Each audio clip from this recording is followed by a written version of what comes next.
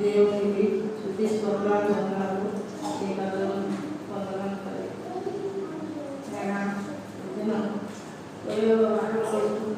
ప్రార్థించుకుంటూ వేను వాళ్ళు నొప్పులు ఎక్కువ వచ్చేసినాయి. ఆసుపత్రి కూడా ఎప్పుడు కాదు. ఆసుపత్రి 6 సార్లు వచ్చి నన్ను తీసుకొని గవర్నమెంట్ ఆసుపత్రి కూడా మామూలు ప్రైవేట్ ఆసుపత్రికి తీసుకెళ్ళారు. ఎందుకంటే అక్కడ పోయి చూపించాను. అమ్మ నీ కాళ్ళు కూడా పోయినాయంటే కాళ్ళు పడిపోయింది సార్.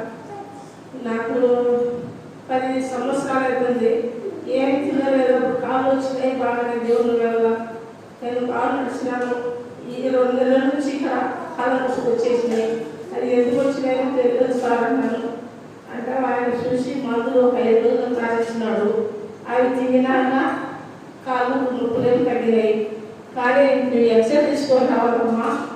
ఎక్సైజ్ చూసి మేము నీకు మందులు రాస్తామన్నాడు. మొన్న పోయి ఎక్సైజ్ తీపిస్తున్నాము.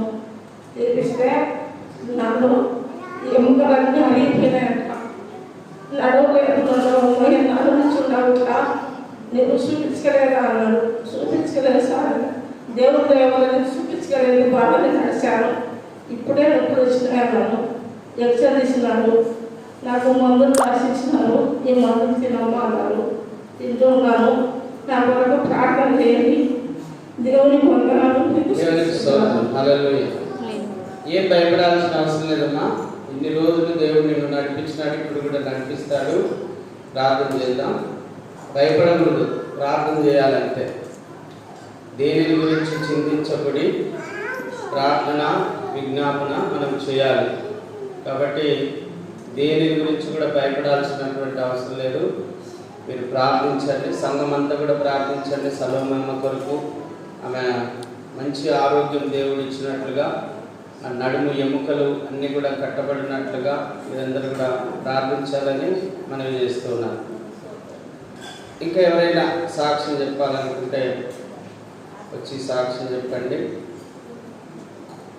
గతంలోనే సలోమి అమ్మగారికి చాలా ఏళ్ళ కిందట, దాదాపుగా ఒక 20 ఏళ్ళ కిందట 2 కాళ్ళు పడిపోయినాయి. ఆమె ప్రభు దయ వల్ల ఆమె 2 కాళ్ళు మళ్ళీ నడవగలిగారు. ప్రభుని నమ్ముకోవడానికి కూడా అదే కారణం. ప్రభుని నమ్ముకోగలిగారు. ప్రభు మార్గంలో గత 20 ఏళ్ళుగా నడుస్తున్నారు. అందరిని బట్టి కూడా యేసు నామమునకే మహిమ కలుగును గాక. ఇంకా ఎవరైనా సాక్ష్యం చెప్పాలనుకుంటే వచ్చి సాక్ష్యం చెప్పండి. లేదంటే ప్రార్థన చేసుకుందాం. అందరూ కూడా మోకరించండి. ప్రతి ఒక్కరు మోకరించి దేవునికి స్తోత్రం చెప్తూ